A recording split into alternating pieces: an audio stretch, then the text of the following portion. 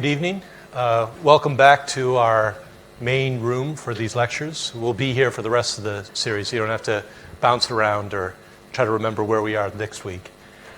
Today we're going to be talking about churches, church architecture, and as we look at these different churches, one thing that as I was putting together these slides that I was struck by is just it's so hard to capture what it's like to be like inside various buildings because they're three-dimensional and these images are not.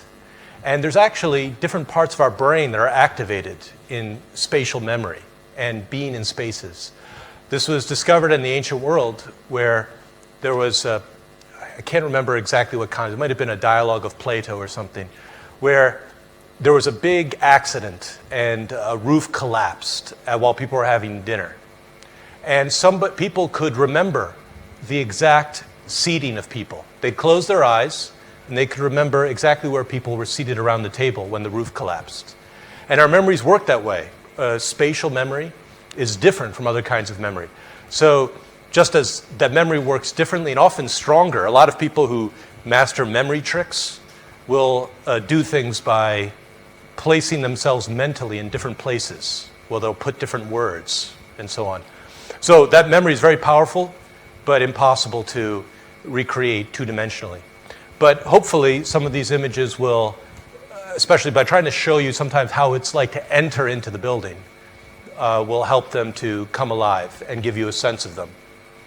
Now, before going into a lot of the images, talk a bit about the theology and where they come from. The tradition behind these buildings. First of all, church is simply a word that originally means gathering, ecclesia. It's the same word in both Greek and Latin.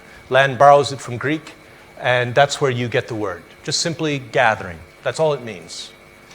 And in the New Testament, there are many different images and concepts, but especially just images that are used to talk about this gathering, this church, and what it is. And all of them together are necessary to have a good grasp of what Christian theology of the church is about. They all contribute a little piece of the puzzle. And I'll just go through some of them here. People of God, the idea that the Christian people seeing themselves in continuity with the Israelites, with the Jewish people, understand themselves to be a collection, a collectivity that has been chosen by God. So that's one. And his possession. Another, New Israel.